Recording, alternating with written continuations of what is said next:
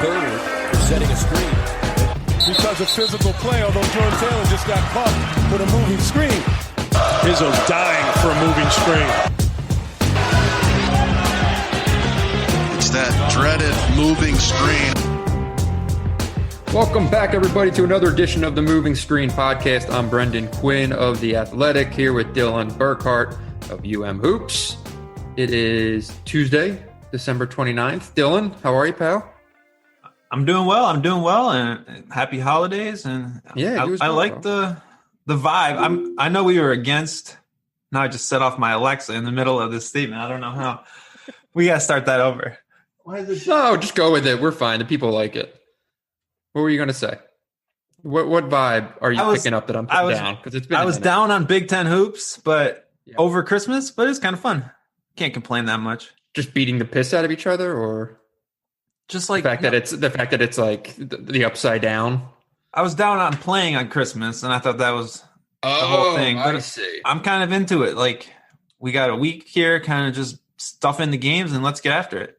I would have loved if there were maybe a little more dispersed out. If you had a game here, game there. You know, there was no games on Sunday. But games every day this week. If I weren't this week coming up. Right now. We're in the middle of it. It's fun. I would definitely dig the Christmas Day games if I weren't required to stay sober and work. If I could have just been sitting there crushing some IPAs and Michigan and Michigan State were not playing, now we're talking. Sign me up. Next year.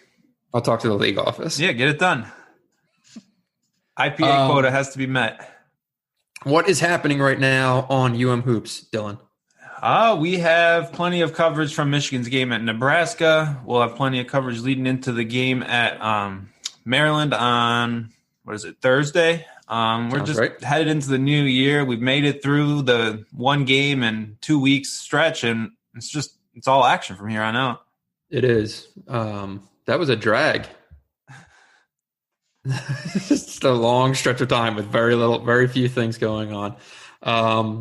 Over on The Athletic, obviously just check out my kind of normal coverage of Michigan and Michigan State, talking about what's wrong at Michigan State and kind of trying to set up what's to come for Michigan. And I think we're going to learn a little bit about this team coming up. Michigan's obviously still undefeated at 7-0, but I don't know if anyone would really lock in and say they have a firm grasp on exactly how good this team is. So really interesting group, though. I'll be curious to see their upcoming games in what it looked like a really, kind of tiptoe into the Big Ten schedule. But now suddenly those games against Northwestern and Minnesota don't look quite like they did on the original schedule. So even a trip to Maryland should be interesting. And the Maryland game, absolutely. Just beat Wisconsin. So all that and more on The Athletic. But there's only one place to start. There's only one place to start this episode of The Moving Screen. What the hell is going on with Michigan State? A preseason top 15 team, I think they were. A preseason top 4 pick in the Big Ten. They were ranked 4th last week. I previously ranked 4th in the Associated Press poll. A Final Four contender in many people's eyes coming into the year and early in the season. The Duke game feels like it was now years ago. And here they are, 0-3 in the Big Ten for the first time since 2002. And these are not, as I pointed out in my story today, this is not 3 down to the wire. You lose 3 games on kind of wonky things and you say, okay, yeah, 0-3 on paper, but maybe not as bad as it seems, right? No, it's not that. They got handled by Northwestern for 40 minutes, played a decent game against Wisconsin, right? But she still got basically run off the court in the final 15 minutes of that game. Outscored by 18 points on your own court in the final 16 minutes. 73% from 3 and lose by 9 at home. Not great. And then last night was kind of the crescendo when it seemed like things were maybe ready to get a little bit better. Instead, a massive step in the wrong direction. And, maybe there's a bit of an elixir coming at Nebraska, but I don't think that's a guarantee at this point by any means. Dylan, let's dive in here. What's kind of your, surface level thoughts on this team? Do I eat crow now or later? Can I just get that out of the way? Just throughout the podcast. Just keep serving it up. I'm not going back over and over and over again. Yes, I picked Michigan State as whatever the fourth best team in the league a week ago or so in the power rankings, and Dylan scoffed at such a selection coming off the Northwestern loss.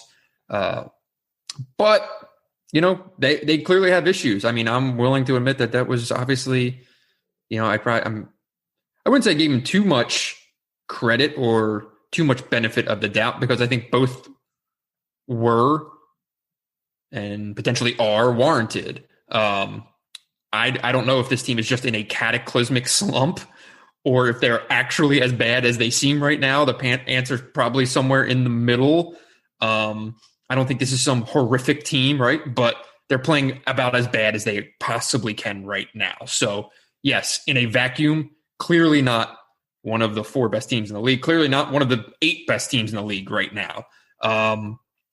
But, take a big old step back. Maybe it's not as bad as it seems. Who knows? But yes, I was wrong, and everyone can just get out of the mentions, for God's sakes. It's killing me. All right, Dylan, go. My initial take is, I think a couple weeks ago, before Big Ten games started up, we talked about, wow, Michigan State usually covers massive spreads against pretty shitty teams easily, and instead they seem to be getting worse and worse against Detroit, Western Michigan, Oakland, 3 teams that aren't really any good by any measure. And we said, well, maybe it's just a thing, but basically all the signs in those games, like guards going off, ugly defensive numbers, not really having an identity.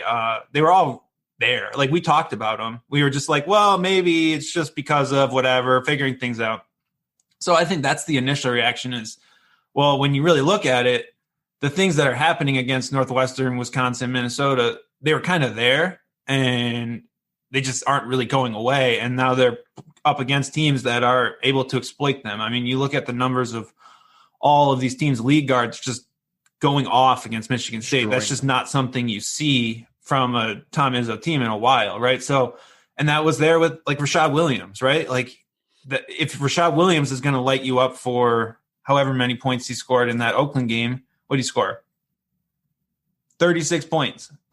If a guy in Oakland's going to drop 36 on Michigan State, well, then maybe Big Ten players are going to be ready to exploit that. So that's my initial reaction. I also see a bit of – this reminds me a little bit the game last night of Michigan's game against Eastern Michigan the week after they lost to NJIT, where you lose a game that was maybe more of a fluke, maybe you just played bad, but then you start to question everything you're doing, right?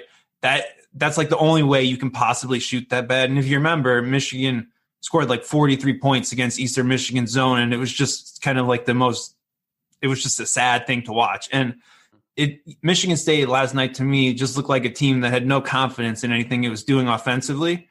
And everyone's just sort of I can try to do this, but I don't really trust myself to do this. You can try to do this, but I don't really trust you to do that. And at a certain point, I'm not sure who the guy is to say, okay, we're going to do this together and we're going to get out of it this way. I don't know what that answer is.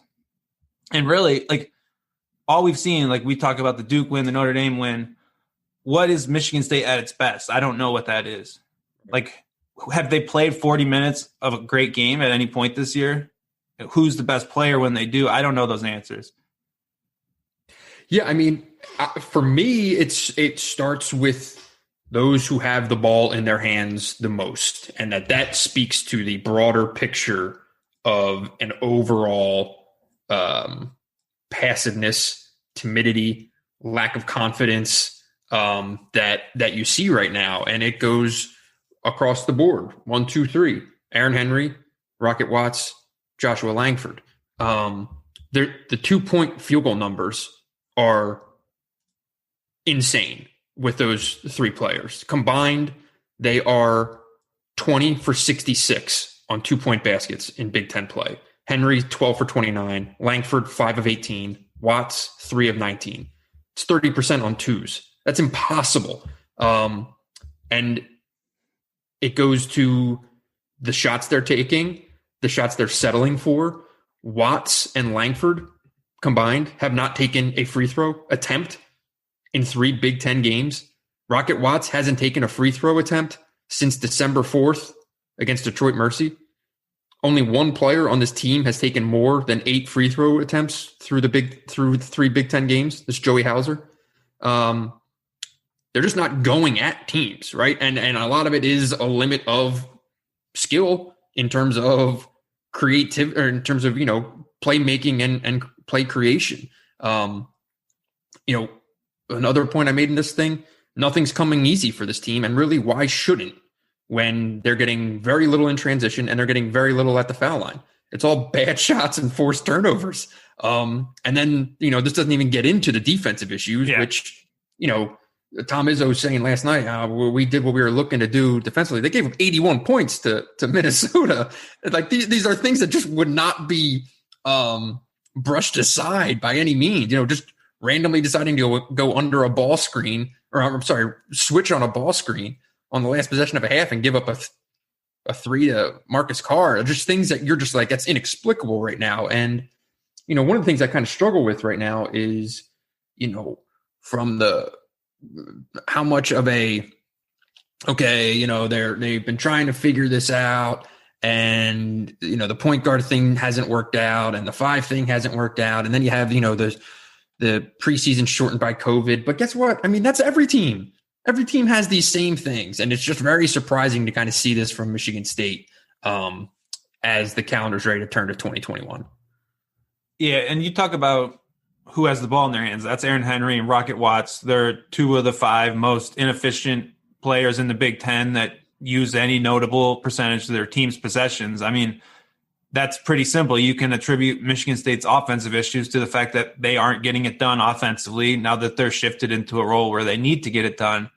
I guess my question is the only way out for them to play better? Is there something else that Michigan State could do? I mean, I don't really buy into this whole concept of, well, let's just put Watts back at the shooting guard because then he'll be more comfortable and everything will work. The fact of the matter is there's not another point guard that you really have that you can trust. Is AJ Hoggard that guy? Does him scoring a few points in the second half of that game mean anything as far as, now he's our guy, we're going to ride with him? He hasn't really played significant minutes all year. I assume that's for a reason. I agree. And so on the point guard thing, here's a question for you that I was thinking about late last night. I wonder if one of the kind of the original sins here was that through the first, whatever it's been, 5 weeks, however long the season's been going on now, if the fact that they didn't just pull the cord and just make Rocket Watts play 37 minutes a game at point. You're the guy, right? You're the option here. You're not going to yo-yo. You're not going to, still be giving Foster Lawyer 20 minutes a game at point and still, okay, so right now we want to be good. So we're going to put Rocket back off the ball because that's where he's at his best. But then we still want to develop Rocket at the 1, so we're going to have him play the 1 here, right? Like they never just went all in on it. And now it's December 29th. It's too late. And now suddenly you're talking about AJ Hoggard going in there. You're talking about moving Watts back off the ball. Like they never fully committed. And now, we don't see what's going on in practice, right? Mm-hmm. And we have no idea just what the staff's internal conversation is about what Rocket is capable of as a point guard. But, in the games that really didn't matter for the most part, they didn't just take the Band-Aid off and say, we're going to suffer through what this might look like because we know down the line, this is the only real viable option as a Big Ten caliber starting point guard. Yeah, because we talked about that when Lawyer started the first 2 games, but then Watts went and started at Duke and just, I know he had 20 points in that game, but he was awful for the first 5 or 6 minutes. And then that was when Duke was playing great and he was just out of control, did not really go well. I know he kind of bounced back, but that wasn't really going to say, all right, that's our guy. We're going to ride with him after that. I would almost say it's more not figuring out, like Watts is going to be Rocket Watts. He's going to have some big scoring games. It's Aaron Henry that I think you need to get figured out. It's Aaron Henry that can be the point guard, even if he's not really a point guard. And he showed flashes of that. Like, he had a different mindset when he was playing at Duke than he's had the last few weeks, in my opinion. He looks just like he just lacks any confidence now. And he turned the ball over a ton at Duke, right? And he made mistakes, but he played aggressively. And I don't really see that from him at this point. And shuffling him in and out of the bench and in and out of the lineup, like, that's not going to help. I don't think. I mean, who knows? But and I didn't get that at all. I want to interrupt you, but like, I didn't get that at all last night, right? So I asked Izzo about swapping Henry out of the starting lineup last night, and he said it pointed to Rocket Watts asking to move off the ball and go back to the 2. So they wanted to start Lawyer so that Rocket could start at the 2. Okay, that's fine. Well, then Josh Langford can come off the bench.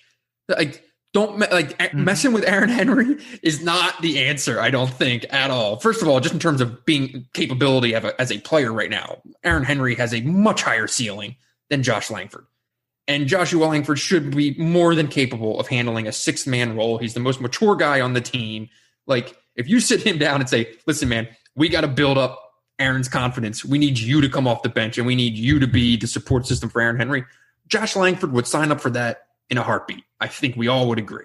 So it makes why no sense to me. Would you start Langford and make Henry sit there and watch the first games the first few minutes of the game while Minnesota torches you and goes up 9-0? I don't understand it. I think the best way that Michigan State can get this back on track is Henry finding something, some form of confidence. I think he just looks so passive, though. It's hard to see it, but it's possible, right? Like, you could go and say, oh, this is we can like almost just play him at point guard because Nebraska has the 6'8" guy trying to play point guard. Aaron, you go guard him, you shut him down, and you kind of make your plays with the ball. Nebraska's going to be too aggressive. You can get some of those easy passes. Maybe he has a great game and is back on track, but he just doesn't look like he's got it right now. And that's just tough to figure out because both of those guys, they just aren't like – I think you get rewarded with confidence with the ball when you attack the basket, right? Like, guards who get to the foul line know how to finish, know how to get there.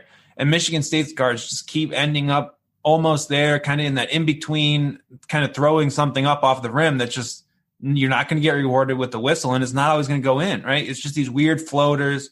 We've talked about Watts' kind of awkward offhand floater that he loves to go to. I mean, he had one last night. I think it was the third offensive rebound of a possession. Yeah. He just got the ball. Instead of like setting anything up or running anything, he just drove head down into all the Minnesota guys right there and just threw something up off the rim. Like, I don't know that until you find reliable guard play, I think it's going to be hard to fix the offense because it's not like there's someone else who can make plays with the ball. Like, Joshua Langford is a guy who can basically stand in the corner and shoot and then dribble into a pull-up jumper. That's not going to rescue your offense. Right. I don't know what the answer is offensively. Joey Hauser, I mean, he was great against Wisconsin and he was pretty damn bad against Minnesota. Like, can you really trust him in that role? I don't know. Yeah, and like you haven't really seen a lot of like just simple stuff. Like a simple Joey Hauser in a ball screen, pick and pop, open three. Like every single possession looks like it's like pulling teeth at times, right?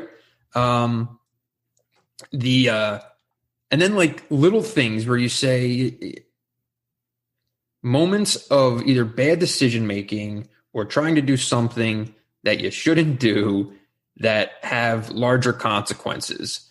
And I think of the play when Aaron Henry drove baseline at Liam Robbins. And Robbins at this point was dominating this game. And he decides to try to dunk over this guy, which under no circumstances is he actually going to be able to pull off. Whereas if he would have just drawn a foul, gotten to the foul line, now Robbins has one foul. A few plays later, Robbins set a moving screen, shout out to the pod, at the top of the key that would have been his second foul if Henry had just made the simple play, right? Now Robbins has two fouls. He goes to the bench, and the game takes on a different complexion, right? Like, Little things like that where you're just, why are you trying to take off from beyond the block and dunk on a 7-footer? Like, it's not going to happen. And to me, that like speaks to a guy who's trying to do everything at once, right? It's a play of like pent up aggression because Aaron Henry probably feels like his skin doesn't fit right now the way that he's playing, right? And you want that highlight because you want to do everything at once. And that, to me, is kind of where this entire team is right now. Yeah, I mean, that's all accurate. But the crazy thing to me is that Liam Robbins dominated Michigan State on the inside. This guy was at Drake last year. For sure. And he dominated the entire game. I mean, at the rim, both sides of the court. We can talk about how bad Michigan State's been shooting twos, but they're also last in the Big Ten in 2-point defense, which is a crazy stat that you just don't expect to see from this kind of like program in general, right? And I don't really see it getting better. They're terrible guarding post-ups. Their communication is bad. Like there's 4 or 5 kind of easy layups or plays that they just give up on defensive breakdowns. That's just not what you've seen from this program. And I think it comes down to not having a center that you can trust. And Thomas Kithier just doesn't do much for me when he's out there. Marcus Bingham is out of the rotation. Matty Sissoko, like I get that he's something different, but he doesn't look very close to being the guy who can like turn this whole thing around. You're not going to count on him for defensive communication to anchor your defense. I don't know. Joey Hauser's not good defensively. Like, what's the answer? Yeah, that's the thing. Like, it's where I don't know what does that conversation look like in the coach's room. To me, is fascinating right now because probably at this point the best option is to say fuck it and go small, but you're still just going to get abused on the interior and just give up buckets all over the place. They're not that good of a rebounding team, so by taking out a center, you make it even more of a liability. And is Tom Izzo really going to sit there and watch a 40-minute game where his guys are just getting out rebounded and not just finally say, put in all the big guys? Like, what would it take for him to actually say, okay, we're going to absolutely look like a different style of program than the one that I've identified with for a quarter century, right? Talking about rebounding and toughness and defense, for this team to be good, like they might have to just go the complete opposite way and say we're going to be small, we're going to give up boards, we're going to focus on transition defense and blah blah blah blah. Like, is that really? There's no style of play where you can give up offensive boards, right? Like, yeah, you can maybe not crash the glass, but if you are a shitty defensive rebounding team, you're a shitty team by and large. So you can say whatever, even if you go small, you can't do that, right? Like, you have to be able to figure out how to rebound and how to play defense. If you can't win in the paint, you can't win, right? Like, right. And I don't know. I don't know what the answer is at the 5, and it's they haven't gone all in on any option, and I don't know. I mean, there's 17 games left. There's still a lot of time, but the evidence that exists for all options, there's nothing that you can circle to say like this thing that's sitting there as an option is potentially viable long term. Yeah, and they just it's just kind of the same cycle over and over, right? Like Julius Marble, you wrote a column about him needing to play. He played 4 minutes last night. Right.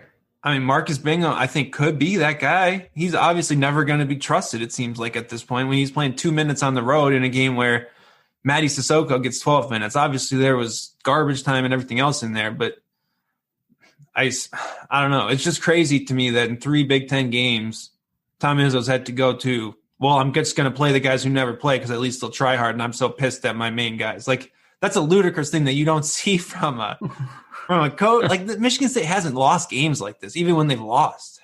Can you like that was just a bad performance all around. And, no, I mean, like I've thought of the what would it be? The 17 team, right? That kind of squeaked its way into the tournament late. But that was the team that was basically 4 freshmen, right? Plus Tum Tum and Aaron Harris and, a couple other just bodies, right? Like they were so young where you kind of gave them that leeway. And that team got blown out at Michigan, but I don't think they got blown out a lot. It was never like this. I mean, the Michigan game was like this. That Michigan game where that was a 29-point game, and that was just that was at Chrysler. At Chrysler, yeah. Right? The place was the just DJ Wilson on fire the whole game. Yeah. But like this stretch is as bad as I can remember. And I haven't been on the beat forever by any means. There's people who've been around way longer than me, but just in terms of what I've seen, it's almost like unsettling to see Michigan State play this way. And the question is Michigan State playing bad, or is Michigan State just bad, right? We haven't seen enough of the good part to be like, well, it's just a bad couple weeks. Duke might suck. Notre Dame does suck. I don't know.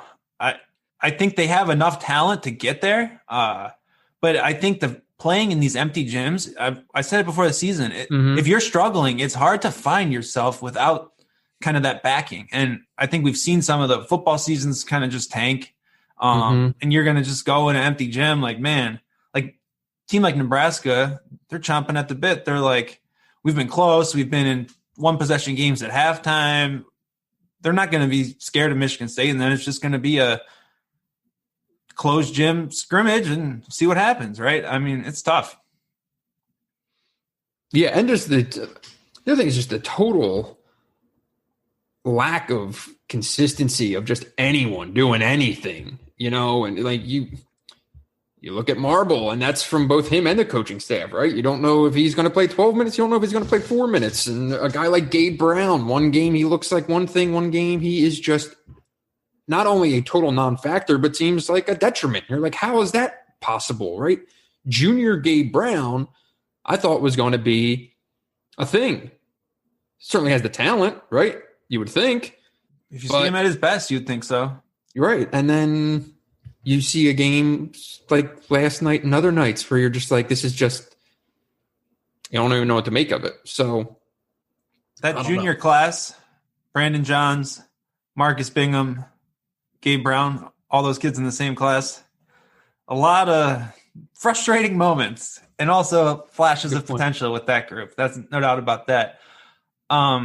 What do you make of kind of the reaction from Michigan State last night? It almost seemed like trying to be positive. Do you make anything of that or don't really read into that? Yeah, this really sucks where the circumstances that exist because, in a normal year, right, I would have been in the locker room and all the beat writers would have been there, right? It would have been 5 of us. And it's easy to read a team in that situation. And being able to talk to guys and being able to go one-on-one and guys feeling like they can probably speak a little bit differently than if you're in front of a computer with the SID sitting next to you, right? And it's not familiar faces that you see every week, right? 4 or 5 guys that are there at every road game. It's, 20 faces on a laptop. So you're not going. So last night they've sent out Foster Lawyer and Thomas Kithier, and both were disappointed. And Foster, they're both, it was a lot of coach speak, and as it should be. I wouldn't expect them to go and do anything. And then Tom Izzo kind of backed it right up, and he wasn't ready to set the world on fire or know it. And you know what? Honestly, I wonder if part of it is that he knows that there is a certain fragility to this team right now, that if he goes out and just torches them, it probably doesn't do a lot of good at this point. That's kind of what I was getting at, because I feel like Northwestern, the torch was out. He said it was the most disappointing performance, right? Like all those kind of things. I didn't really get that as much from some of his comments from this game. And that strikes me as just a sign that, well, maybe he's actually a bit worried about how to get some of these guys back on track, maybe in a way that is more serious than maybe you thought it was. Like one game in Northwestern, like maybe this wasn't it, but I think those problems feel a little more real when if Izzo's not going to be livid, like he's not shy to be livid in a situation like that in a post-game press conference by any means. So him not being in that state of mind just seems like at least a slight red flag. Yeah, I found it pretty interesting. I went back and read the newspaper stories from 2002 when they lost to Wisconsin to drop to 0-3 in the Big Ten. That was the last time they were 0-3. And it was, one quote from Izzo was, I think this is a panic situation. And then his quote from last night was, "This is not Panicsville." And I was, that's interesting. Now there's different perspective He's seen a bit on of hoops things. since then. He has, and it's 46-year-old versus a 65-year-old, and it's, I also think that some of it is what we just said, that, he is a dude who can take a temperature of his team and know, when's the time to make everyone feel like shit and when's the time to say, okay, these guys are probably in a mentally fragile place. And everyone knows, that's the other thing, right? Is the other layer of all of this. And that being COVID, that being the situation that everyone's in, like nobody feels good as it is. And now you start losing games on top of it. You get guys like us, talking about it constantly and stuff like that.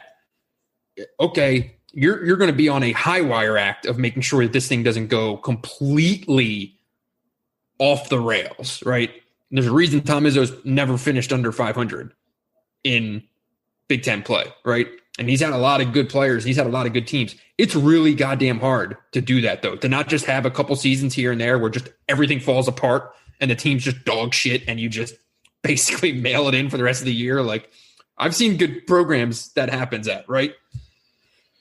He finds a way to at least keep things on the track a little bit, right? And yeah, that seems like one of those moments where you have to do that. All the Final Fours, national championships, the NCAA tournament streak is one of the most impressive things of his entire program, I think. I mean, it's just almost impossible to have that much stability.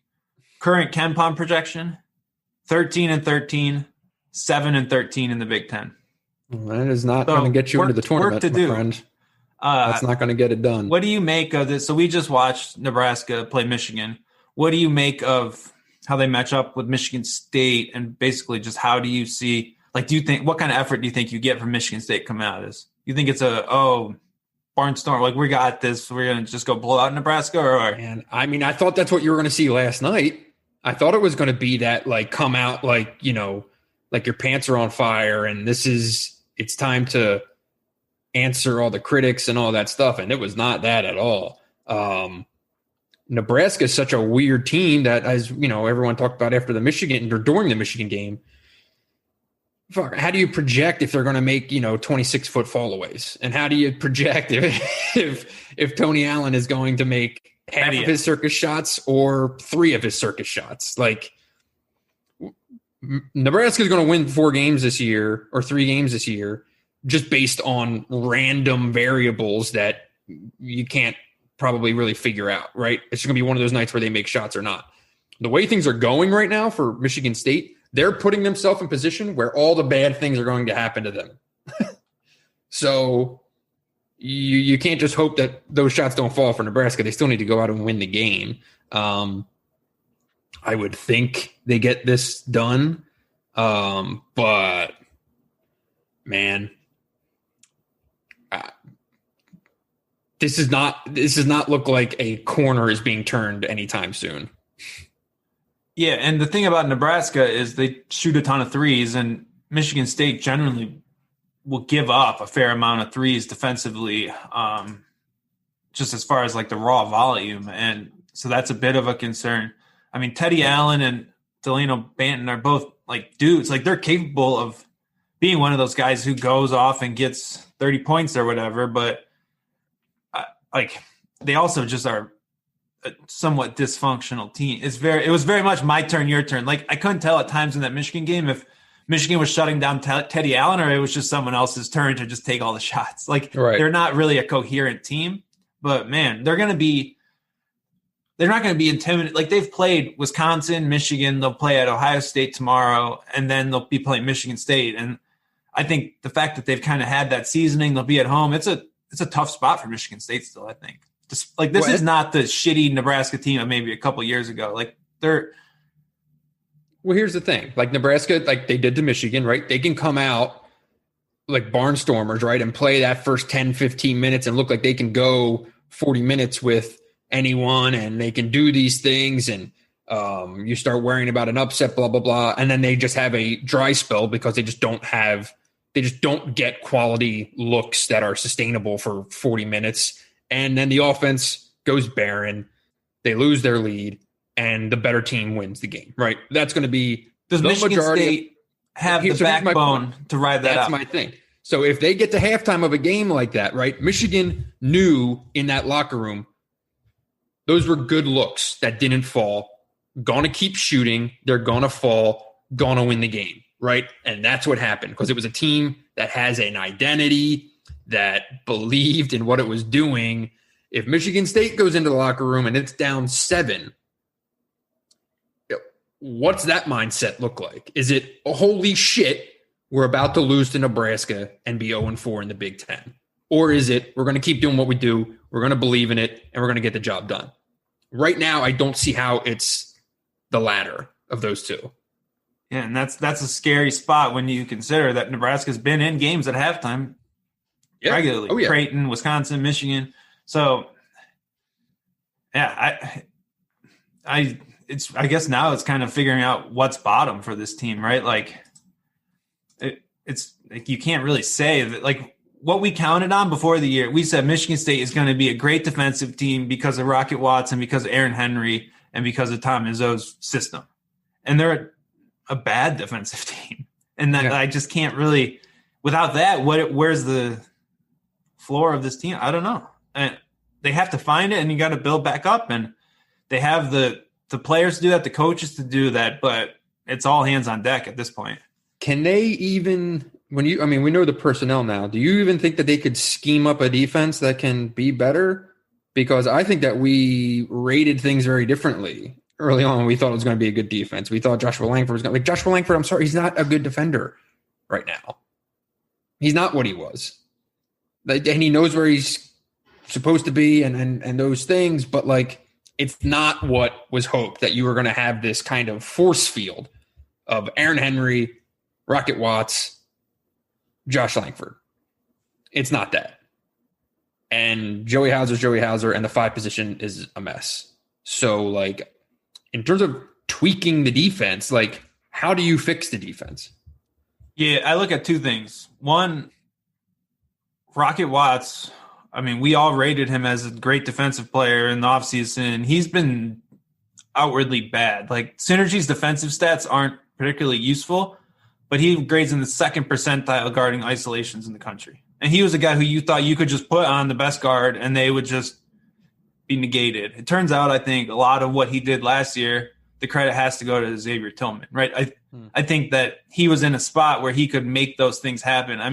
He's in the 1st percentile guarding catch and shoot plays, right? Like, he's just losing shooters. He needs to play better defensively. He needs to play better offensively all around. Like, so much pressure gets put on a guy like that. He was everyone's breakout guy, and now he has to deal with that from the top down of, I'm not doing this. I'm supposed to be this. I'm supposed to be a pro, whatever else. Yeah. He's not it. The center, I thought, the good defense you can get, I think Aaron Henry still can be a good defender. I think something's wrong with Aaron Henry, though. He needs to find it. And he had it early in the year. He was making all sorts of defensive plays off the ball, on the ball. He looked the real deal. He just looks kind of like a shell of himself. I don't know what, like, there could be any sort of reason given everything that's going on. So it's hard to figure that out. He's never been, I would say, a particularly outwardly confident guy, right? Like, I feel like he's kind of struggled with his confidence at different points throughout his career, but no doubt he's admitted as much. Yeah. And I think he can anchor a great defense, but without a center you can trust, man, I agree that there's just limited upside to how good they can be. You haven't even played Luka Garza or Hunter Dickinson or Travion Williams, and you're already a bad post-up defense. You haven't played teams that post up all that much, right? Like, that's scary. Other than Wisconsin, and what happened, Wisconsin had 6 different players score on post-up situations. And now that's Wisconsin, right? Wisconsin's unique in its offensive versatility, but like, they just got abused. Everyone was just posting up everyone. Yeah. So is it there? I think it's there, but man, it's going to take a lot to get to that point. I agree. Anything else on Michigan State before we hop over? No, I think we We hit I'm up sorry to any Michigan State folks who had to listen to that, but I mean, that's the reality of it. And again, like 17 games left, and they can suddenly get really hot, and guys start making threes. Like, it's impossible for them to shoot this poorly. This much longer. Like, at some point, right? Shots are going to start going in. Watson Henry can't play. Look different. Watson Henry can't play this bad offensively, but I'm not sure they can, like, how great they can be offensively, right? Like, they can get to average, and maybe that'll get you in some competitive games, but are they capable of being an efficient offensive player, like the go-to guy on a team? They haven't shown it yet. So that's where we're at. And I mean, some of the Henry turnovers are just brutal. I know that overall turnover numbers weren't bad, but it's just he's trying to do things that he's not confident he can do, in my opinion. That's tough. Yes. All right, Michigan. I said on the top of this episode, still trying to kind of feel out how good this team is. Where do you come down on that? Like, when you look big picture, like, just keep it to the Big Ten. Where do you think this group realistically kind of measures? So, I mean, we talked so much about how the schedule was sort of a gradual build. What I kind of lean on, though, is unlike maybe what we saw with Michigan State, I don't think there's glaring red flags on Michigan's resume, right? Like, when it's winning, it's doing the job. The 2-point numbers are they're 10th on offense, 4th on defense. That's exactly what you want to see, and that should kind of translate to success. The question is, you've played Penn State and Nebraska, who are two of the 4 worst teams in the Big Ten. So what do you take from that? I mean, you didn't lose. That's good. I think you're going to learn a lot. I think that as the season's gone on, though, Michigan keeps adding things, right? So we've seen kind of Isaiah Livers, what he can do shooting the ball, and that's your constant. You have Hunter Dickinson, seems to kind of get better every game and is a legitimate guy you can play through. He went over 30 minutes at Nebraska. And now you're seeing Franz Wagner kind of start to figure it out. So you have all those pieces. And I think you're seeing that maybe some other Big Ten teams, like, those pieces actually stack up fairly well in a sense. You got to see it against better teams. You're going to play Northwestern, who's going to kind of spread you out. You're going to play Maryland, who will go small. You're going to see all these different things, but I like what I've seen from Michigan because, like, what would you say Michigan's great weakness is right now? Well, I mean, statistically, it's the turnover thing, but I don't think that that's a long-term deal. Do you agree? Yeah, some of it is going to come from playing through the post. Like, I think teams that do play through the post turn the ball over a little more. But there's also like Mike Smith just throwing the ball out of bounds, like stuff like that. You're still kind of getting used to those reps. I'm not that worried about that. So maybe it's kind of a combination then of two things. It's like that getting easy looks in the half court when Mike Smith is out there. And Mike Smith, probably had some of his best moments of the year against Nebraska, but that's also against Nebraska's defense. Like, when they get into big time game, when they play Wisconsin, right? When they play teams like that, what does that half court offense look like when it's the ball's in Mike Smith's hand? Is, I say, kind of maybe like a long-term thing of like, that could be something that we're talking about a month from now of like, oh, what's the ceiling for this offense with Mike Smith as your lead facilitator, right? With the ball in his hands, out of ball screens and making decisions and getting into places that Xavier Simpson got that he might not be able to get. To his credit, though, he's well better than I thought. Spots. I mean, he had great moments late against Penn State where he found Hunter for a pair of baskets out of ball screens, and then he had great moments late at Nebraska. So I think he's exceeded those expectations. I think the bigger worry for me is, well, what about a team that can really go at him defensively and make you pay for that you can't play Mike Smith late in the game, and then you're in a whole world of other issues. So I get that concern, and that's one of the things you can't really adjust for the schedule, right? You're going to play better guards, and then what happens? So I think that's a fair concern. I think you can say, what if Hunter Dickinson gets in foul trouble? That's a whole other can of worms right now because Brandon Johnson has been really bad. But I think overall, like, you see how Michigan can be a good team, right? Like, the pieces are there, the game plan is there, the strategy is there. It all makes sense. Now it's just seeing how long it works, and then what the adjustments are from there. Yeah, like I like that Michigan can beat you in different ways. I like that. To me, I think one of the big things that you'd say should be a concern based on what we've seen through 7 games is sometimes they lack offensive versatility, and it kind of just becomes this. It's Hunter Dickinson because it's Hunter Dickinson, and it's an obvious option, and shots aren't falling from other places, and they can kind of start to look a little stagnant when it's just getting the ball to him. But I chalk that up way more to trying to learn how to play with a true post 5 in real time as opposed to a long-term issue. I think personnel-wise, there's offensive versatility on that roster that 6 weeks from now, you're not going to see it look as kind of narrow-minded sometimes, right? Where it's getting the ball to Dickinson, where Franz, what you saw against Nebraska, it's looked a whole hell of a lot more comfortable. And once that these things kind of get defined, and Livers is getting the threes that he wants, and Shawnee Brown's kind of giving you the versatility that he gives, and making the shots that he can make, and now Franz is doing his thing, right? Like those things, I think, fall in order. It just takes some time to develop a comfort level in playing with a true post center. Yeah, and I mean, Michigan becomes a tough scout when you add all that, right? Mm-hmm. You have to deal with Livers shooting. You have to deal with Dickinson size inside. You have a guy like Franz Wagner who's a mismatch for most people. And then Mike Smith's looked good in ball screens, and he's the 4th guy on your scouting report, right? So and then you forget about Eli Brooks, and he bangs you with 2 corner threes. So it's a tough prep in a way. And I think obviously all the numbers look good because Michigan's played a fairly average schedule, and they haven't really been tested. They haven't really played a terrible game. But I mean, they've been great defensively, better defensively than I think I thought they could be. Hunter Dickinson, I think if you compare maybe from Michigan's first 2 games to the last 2, he's so much better just like moving his feet and walling up compared to sort of chasing blocks and just being out of position. He's only going to get better in that regard. So I think Michigan looks probably like comfortably like a tournament team to me. I think Wisconsin and Illinois are still the 2 teams that I would put at the top of the pecking order as far as Big Ten title race. But I think Michigan's probably right there in that next group right now. Just until we see more. I think, they're sniffing at it, but you have to see them beat someone. And really the interesting thing is who you got to beat. Who's someone you can beat?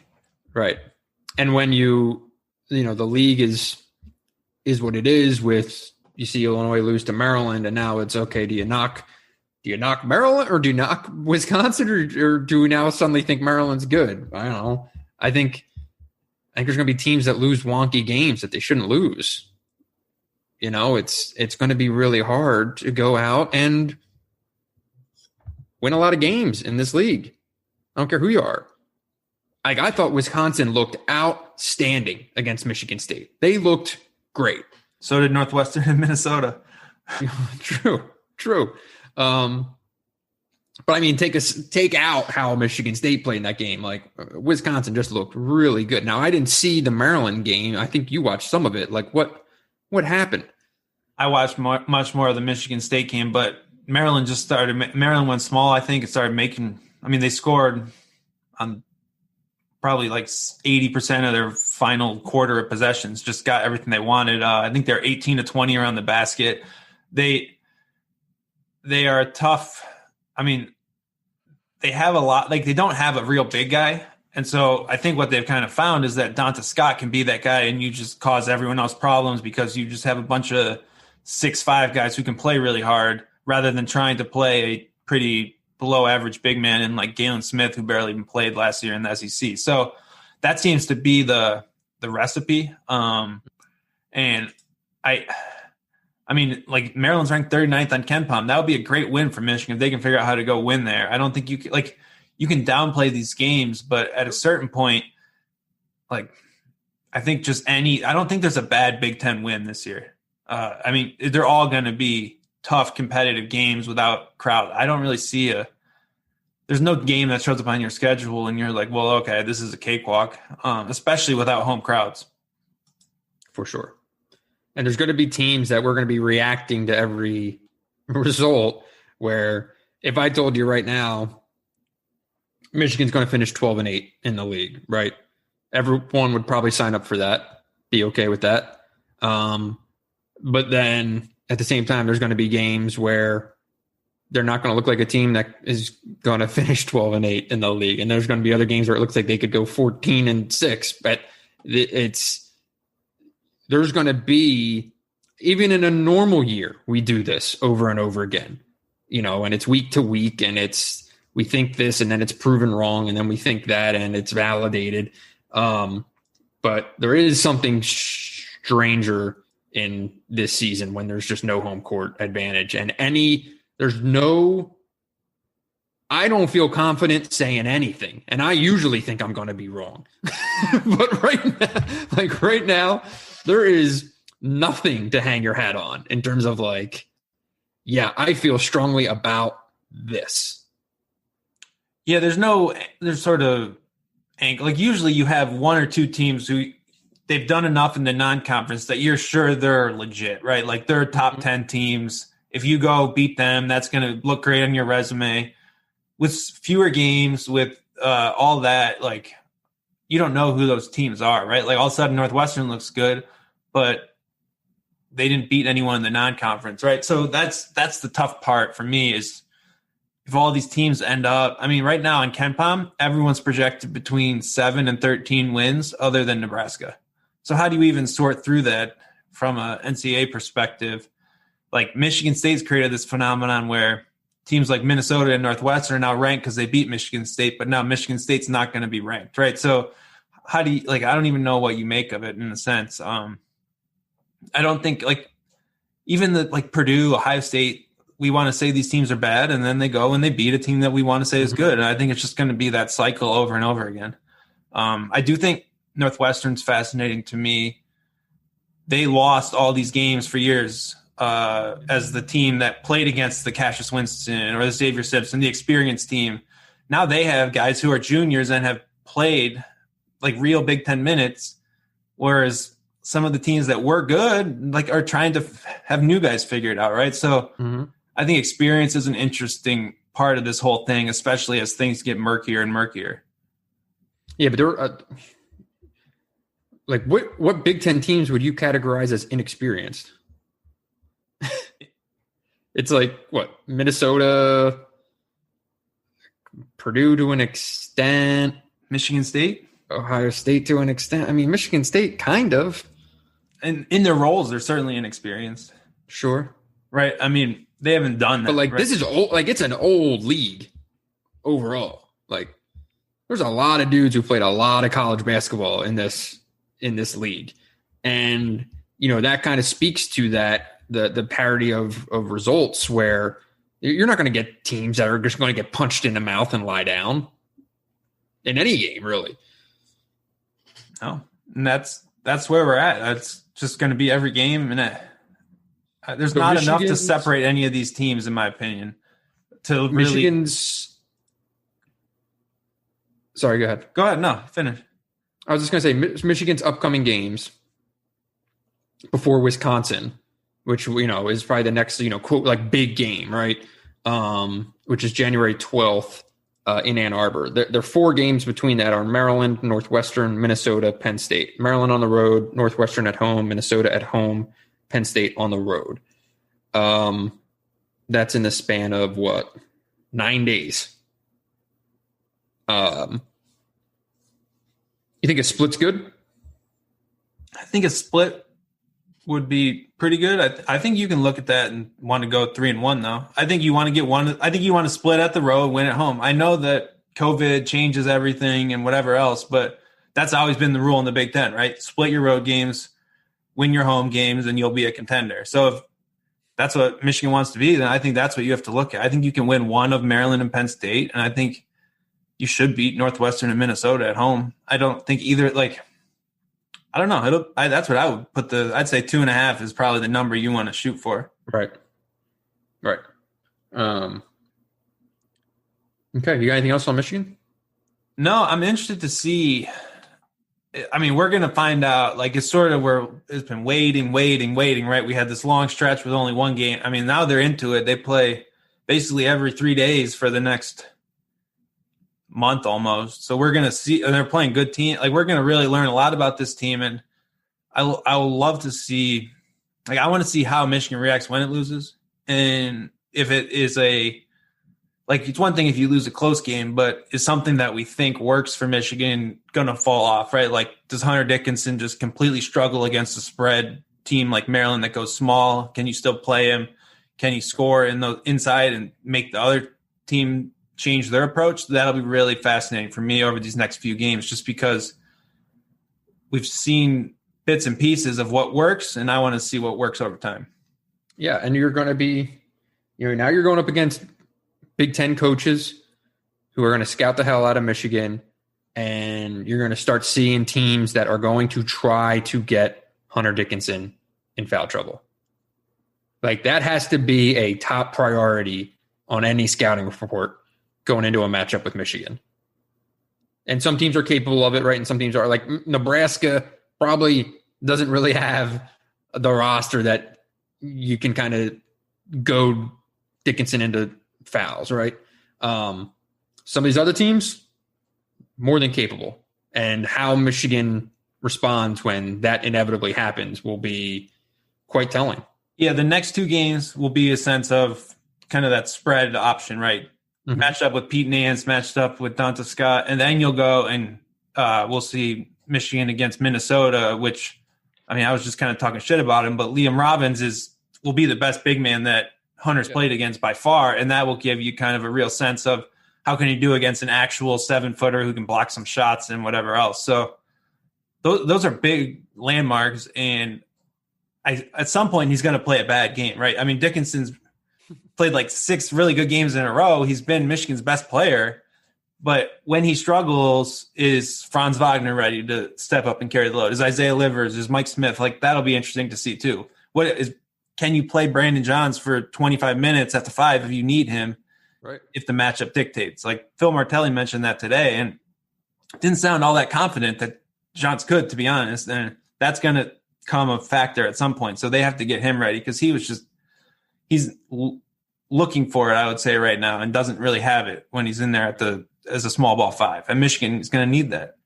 But I want to see Dickinson against like a kind of a true, fellow 7-footer. But at the same time, I think it's just as telling what happened against Maryland and Northwestern, right? Because they are spread out teams, but they have guys that can actually, they don't only spread you out, but they've got guys who they can put the ball in their hands and have them go downhill, right? Try to beat you off the bounce and also step out and hit a 3 over you.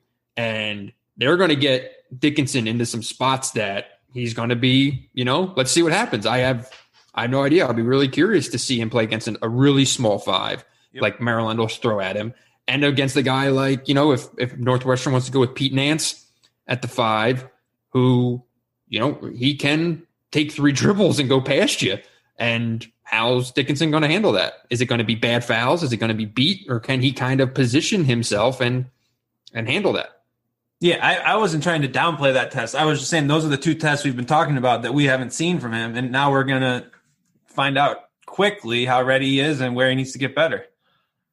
But he's clearly, I would say, exceeded any real reasonable expectation. Would you agree with that? Oh, yeah. I mean, obviously. Well, it's really good. He's really good. It's just worth saying, because like a few weeks ago, you were talking about Dickinson like he was a crutch. Now all of a sudden, it's like maybe he really just is Michigan's best player, and you have to play through him. We don't know that yet. So that's fascinating on a team where we spent all summer talking about the 2 wings were going to be the guys that you leaned on in crunch time. Maybe they're not even that guy. Right. Okay, let's wrap it on that. Yep. Unless you have anything else to. You got a Northwestern Iowa pick tonight? Northwestern Iowa tonight. 2 teams that just get up and down the court, Dylan. 2 teams that I probably talk the most shit about playing head to head. So I can't even make a pick. Who are you picking? Tell me who's going to win. I will take Iowa by 8. Oh, you're giving up on that Northwestern magic run, huh? I don't think Northwestern's going to go undefeated in the Big Ten, though. Well, if they win, or if Iowa wins, Michigan will be the last undefeated team in the Big Ten.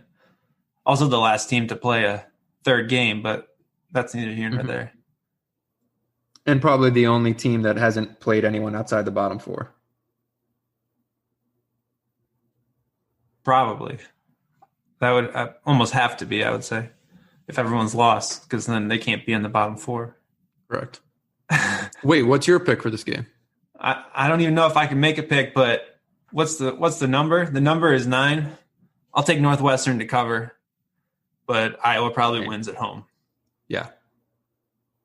But I would love my Iowa takes to be backed up by a home loss to Northwestern before New Year's. So sneakily, I wouldn't hate if that happened. I'll be wrong on this pick. That Minnesota game was awful. The Iowa-Minnesota game. Yeah. Entertaining to watch, but if I'm an Iowa fan, I would be pretty pissed by that one. Going up and giving up a $1.02 to the Gophers. I know it's an overtime, but yikes. Big yikes, as they say. How many step backs does Marcus Carr have to make to be the Big Ten Player of the Year? Is it impossible? It's probably impossible. How many are the Big Ten officials going to let him take? Ooh. That one was clearly a travel.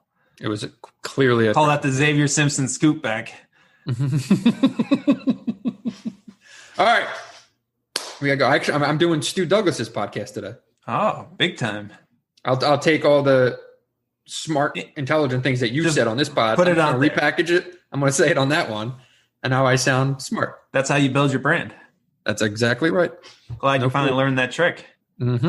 So we appreciate everyone listening. Make sure you subscribe to this podcast in the iTunes store. Make sure you leave us a review if you would be so kind. Share it with your friends. Subscribe to UM Hoops. Subscribe to The Athletic. And tip your bartenders and servers.